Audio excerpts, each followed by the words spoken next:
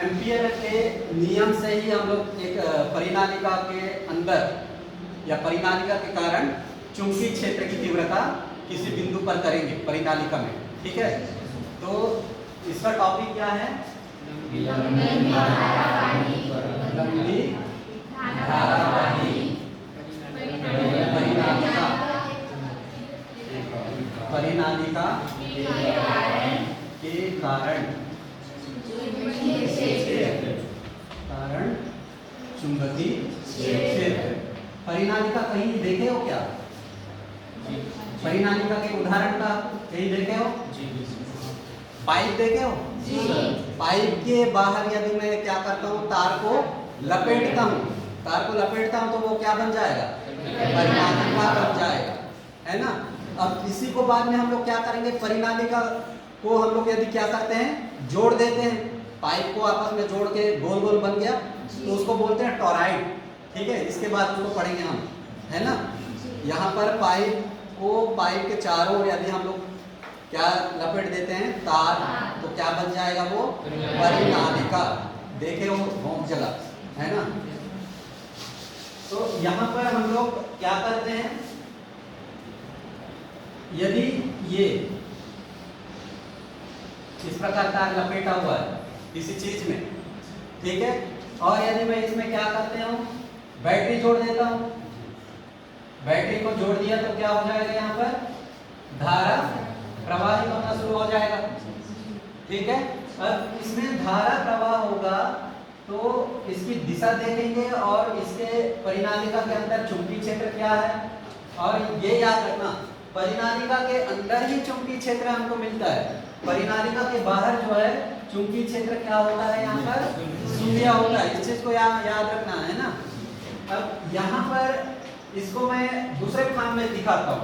ठीक है, अब यहाँ पर क्या है, ऐसे है, इसके चारों ओर हम लोग क्या किए हैं, तार को लपेटे हैं।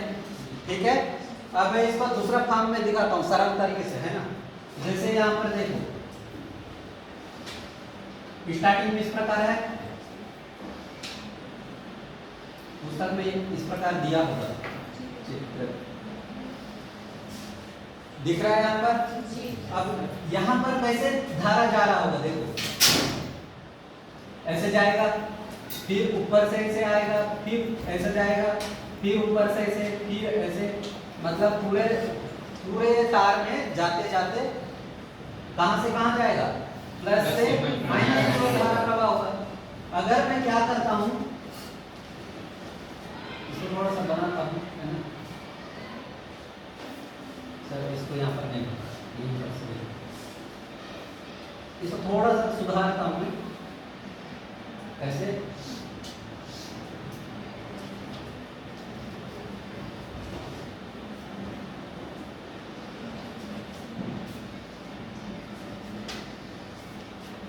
ऐसे बनाना तुम्हें, है ना।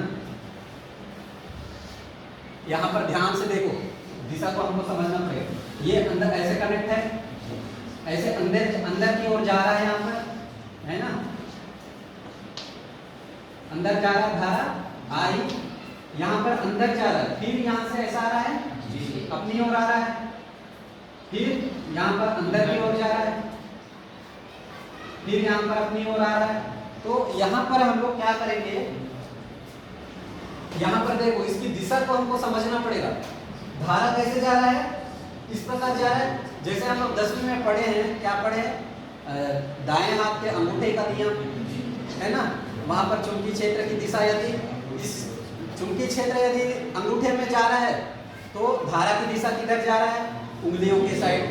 यदि उंगलियों के साइड चुंबकीय क्षेत्र को दिखा रहे हैं तो धारा किधर होती है, अंगूठे की ओर। 10वीं में पढ़े हो, है ना। तो यहाँ पर इसी को हम लोग देखेंगे। अब धारा ऐसे जा रहा है, मैं यहाँ पर उंगलियों को दिखा रहा हूँ, मैं ऐसे तो नहीं दिखा सकता, है ना। तो यहाँ पर उंगलियों को क्या दिखा रहा हूँ मैं, धारा की दिशा। क्या को दिखा रहा हूँ, उंगलियों में धारा की दिशा, और अंगूठे में चुंबकीय क्षेत्र की दिशा को दिखा रहा हूँ। तो यहाँ पर वो डॉट क्रॉस पुस्तक में दिया है, उसका मतलब क्या है यहाँ पर समझो, है ना। अब यहाँ पर ऐसे जा रहा है धारा, देखो यहाँ पर अंदर की ओर जा रहा है, अंदर की ओर जा रहा है, तो हमारे पीछे का भाग, तीर के पीछे का भाग कैसे दिखता है, यदि अंदर तीर जाता तो पीछे की ओर क्रॉस जैसे दिखता। तो यहाँ पर क्या है, धारा अंदर जा रहा है, ठीक है, ऐसे गया, फिर मेरे साइड आ रहा है, मेरे साइड आ रहा है, तो फिर मेरे साइड आता तीर, तो कौन सा हिस्सा दिखता, डॉट की तरह दिखता है ना, उसका तो पीला हिस्सा दिखता। तो यहाँ पर क्या लगा दिया मैं, डॉट लगा दिया, समझ रहे हो। फिर आता यहाँ पर जाता, मतलब फिर यहाँ पर अंदर की ओर जाएगा, फिर ऐसे घूम के आएगा ना, फिर यहाँ पर क्रॉस होगा, फिर मेरे साइड आएगा, ऐसे जाएगा, फिर ऐसे जाएगा, है ना। तो मेरे साइड आ रहा है उसके लिए क्या है, डॉट, और अंदर की ओर जा रहा है उसके लिए क्या है, क्रॉस। डॉट और क्रॉस का मतलब यहाँ पर समझे पुस्तक में क्या है, समझे कि नहीं जी। अंदर की ओर जाना, बाहर की ओर आना। डॉट मतलब यहाँ लिख देता हूं मैं, डॉट मतलब क्या है यहाँ पर, डॉट मतलब बाहर की ओर आना, मतलब मेरे साइड आना, ठीक है, बाहर की ओर। और क्रॉस मतलब यहाँ पर क्या है, अंदर की ओर, मतलब मेरे से दूर जाना, ठीक है। अब यहाँ पर देखो, जब अंदर की ओर जा रहा है, ये क्या आपको बता रहा है, बोला हूं मैं, चुंबकीय क्षेत्र, और यहाँ मेरे साइड आ रहा है तो भी किधर है, सीधा है, ऐसे। यहाँ पर हम लोग चुंबकीय क्षेत्र की दिशा को मैं बता रहा हूँ, है ना। तो चुंबकीय क्षेत्र की दिशा किधर होगी उसको देखो, ऐसा है, फिर ऐसा है, फिर ऐसा है, फिर ऐसा है, फिर ऐसा है, किधर बढ़ रहा है, आगे की ओर बढ़ रहा है। ये कहाँ बढ़ रहा है, एक अक्ष पे बढ़ रहा है ना जी। मतलब यहाँ पर चुंबकीय क्षेत्र की दिशा किधर होगी, अक्ष की ओर होगी, इस प्रकार,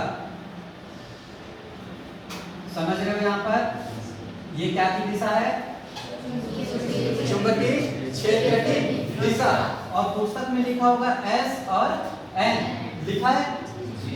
इसका मतलब क्या है, हम लोग को पता है, चुंबक का प्रॉपर्टीज पता है।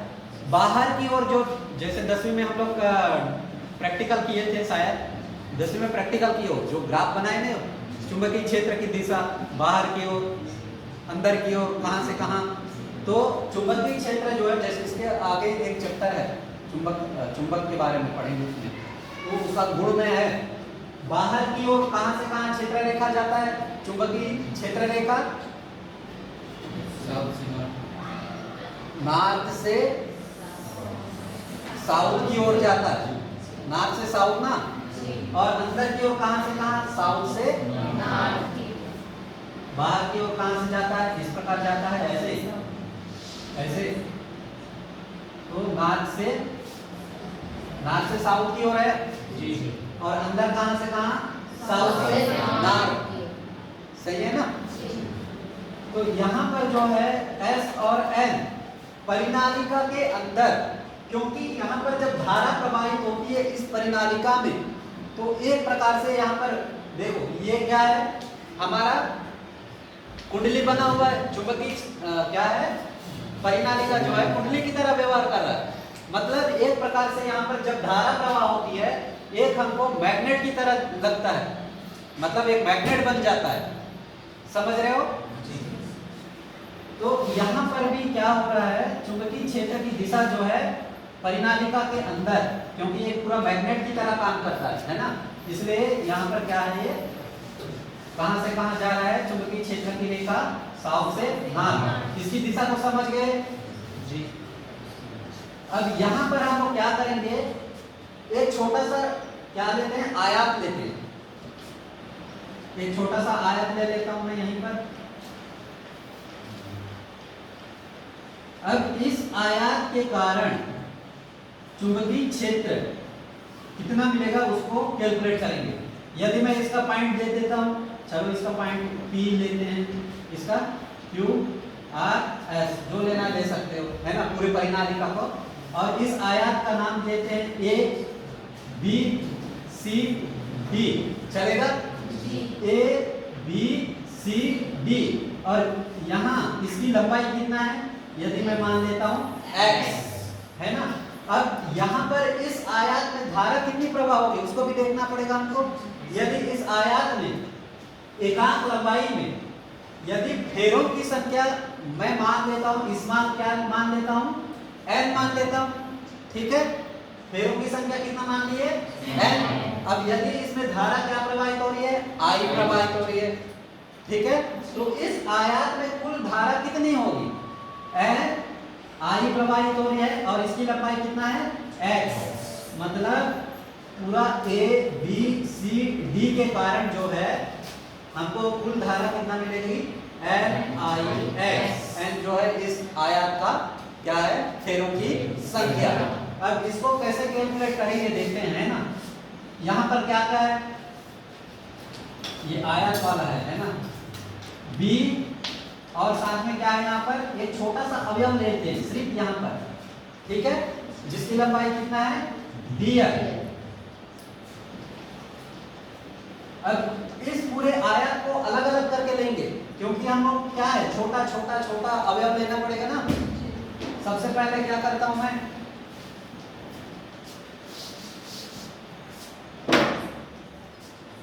रेखी समाकलन कर रहा हूं इसका, कहां से कहां तक, A से B तक। अब इसका पूरा आयत का ले रहा हूं, यहाँ पर समाकलन कर रहा हूं। सबसे पहले क्या ले रहा हूं, A से B तक, B इंटू dl प्लस, और कहां से कहां, B से C, B से C लेना पड़ेगा, B से C, B into dl plus, और कहां से, C से D, C से D, B into dl plus, और कहां से कहां, D से A, पूरा बदल रूप हो जाएगा ना, B से A, B इंटू dl, है ना। अब यहाँ पर क्या करेंगे हम लोग, कितने का कोण बन रहा है उसको देखेंगे, B और किसके बीच, dl के बीच, A B, A और B के बीच देखो एक छोटा सा अवयव dl जिस दिशा में है उसी दिशा में क्या है हमारा चुंबकीय क्षेत्र। देखो यहाँ पर B इसी दिशा में है, dl भी इसी दिशा में है, समझ आ रहा है। कितना का कोण बन रहा है, 0 डिग्री का बन रहा है।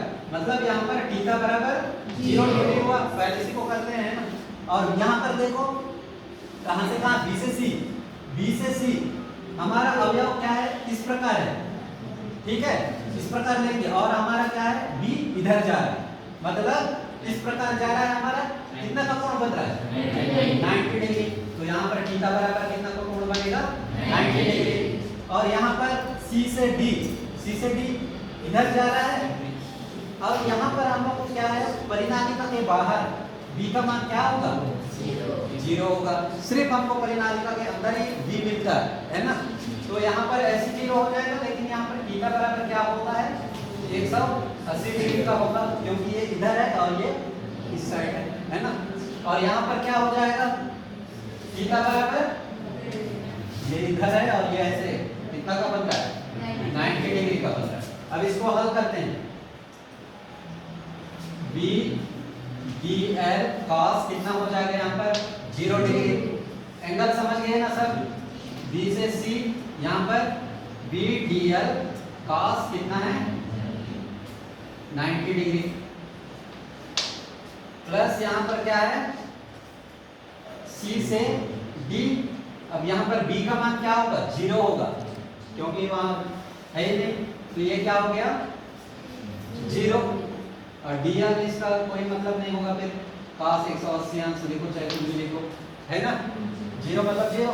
अब यहाँ पर क्या हो जाएगा, D से A, यहाँ पर B dl cos कितना है, 90 डिग्री। अब इनका मान कितना आ जाएगा, देखो इसका मान कितना आ जाएगा, A से B इंटू dl प्लस यहाँ पर कितना हो जाएगा, 0, यहाँ पर कितना हो जाएगा, 0, फिर यहाँ पर कितना हो जाएगा, 0। सिर्फ इसके कारण हमको मिलेगा, ठीक है। अब यहाँ पर क्या है, देखो A से यहाँ पर B कांस्टेंट है और यहाँ A से B तक dl। अब यहाँ पर dl देखो, dl कहाँ, यहाँ से यहाँ, इसकी लंबाई कितना है टोटल, कितना है, x। यहाँ से यहाँ तक ए से बी तक कितना लंबाई है x, ये x है तो ये भी x होगा ना। तो यहाँ पर dl का मान कितना हो जाएगा x, ये होगा, है ना। मतलब हमारा इसको पूरा लिखना है, ठीक है, b into dl लाइन से लिखना चाहिए, b into dl, और यहाँ पर भी क्या हो जाएगा b into dl, और यहाँ पर भी b into dl, ये होगा। इसको समीकरण एक देता हूँ, है ना। अब यहाँ थोड़ा सा और देखो, अब यहाँ पर एम्पियर का नियम लगाते हैं। एम्पियर का नियम क्या है जानते हो? एम्पियर का नियम में क्या होगा, B इंटू dl बराबर म्यू नॉट इंटू, यहाँ पर आयत क्या है A B C D में कुल धारा कितनी होगी, कुल धारा ए बी सी डी से कितना प्रवाहित होगा। अब यहाँ पर यदि हम लोग क्या माने हैं, यहाँ पर इस आयत में यदि फेरों की संख्या कितना हो, फेरों की संख्या कितनी है, यहाँ पर फेरों की संख्या यदि स्मॉल n लेते हैं और उसकी लंबाई कितना है x है ना। ए से कहां तक, ए से यदि बी तक क्या है, इसकी लंबाई कितना है x है, और उसमें धारा यदि I बह रही है ना। यदि धारा I बह रही है तो ABCD से कुल धारा कितनी जाएगी, ABCD से कुल धारा कितनी हो जाएगी, ऊपर में बता भी दिया था NIx, कितना होगा कुल धारा। अब इस धारा का मान यहाँ पर रख दो, रख देंगे तो क्या हो जाएगा B इंटू dl बराबर म्यू नॉट, और यहाँ पर क्या हो जाएगा NIx। इसको समीकरण 2 है ना। अब समीकरण 1 और समीकरण 2 से तुलना करो, 1 और 2 से, या फिर इसका मान रख दो सीधा। समीकरण 1 का मान का, समीकरण 2 का मान जिसमें रखो चाहे इसका मान उसमें रखो, वही मतलब है ना। तो यहाँ पर देखो आपस में B इंटू dl बराबर क्या है, इसके जगह मान रखो क्या है B into x mu naught NIx। अब यहाँ पर क्या कट रहा है, देखो x कट रहा है, तो यहाँ पर क्या आ रहा है B बराबर म्यू नॉट NI। यही हमको क्या करना था, प्रूव करना था। मतलब परिनालिका के अंदर किसी भी बिंदु पर चुंबकीय क्षेत्र की तीव्रता कितनी आएगी, म्यू नॉट NI। यहाँ पर हमको क्या ध्यान देना है, सबसे पहले कि धारा कहाँ से कहाँ जा रही है, तो उसी प्रकार से यहाँ चित्र बनाना है ना। इस प्रकार का बनाना होगा, नहीं बनाओगे तो भी चलेगा, यही पर्याप्त है। धारा हमसे दूर हमारे पास, हमसे दूर हमारे पास। इसी प्रकार जो अंगूठा है वो आगे की ओर जा रहा है ना। मतलब यहाँ पर जो है चुंबकीय क्षेत्र की तीव्रता कहाँ जा रही है, अंदर की ओर जा रही है, मतलब ये अक्ष में ही आगे की ओर बढ़ रही है परिनालिका के अंदर, ठीक है। और एक चीज याद रखना, जैसे कॉम्पिटिटिव एग्जाम में भी आता है, परिनालिका दिया जाएगा, उसके अंदर का मान दिया जाएगा, बाहर का मान दिया जाएगा, कुछ भी दे सकता है, बोल सकता है सीधा सीधा क्वेश्चन ये भी, परिनालिका के अंदर चुंबकीय क्षेत्र की तीव्रता कितनी होती है और परिनालिका के बाहर चुंबकीय क्षेत्र की तीव्रता कितनी होती है। तो हमको यहाँ पर आप उनको याद रखना है कि बाहर में क्या होता है, 0 होता है, जो मिलेगा वो कहाँ मिलेगा, अंदर की ओर मिलेगा। यदि सेम पैटर्न रहेगा, डायरेक्ट क्वेश्चन भी आ जाता है, परिनालिका के अंदर का कितना होता है मान, म्यू नॉट NI, याद रहेगा। मेरे ख्याल से कहीं भी डाउट नहीं होना चाहिए। हमको यहाँ पर कोण कैसे बनता है वो भी देखिए, किस चीज के बीच कोण बनता है, B और dl के बीच, एक छोटा सा अवयव लिए है ना, उसी के बीच हमको कोण देखना है, उसका मान रख देना, उसके लास्ट में हमको क्या करना है, एम्पियर का परिपति नियम में रख देना है ना।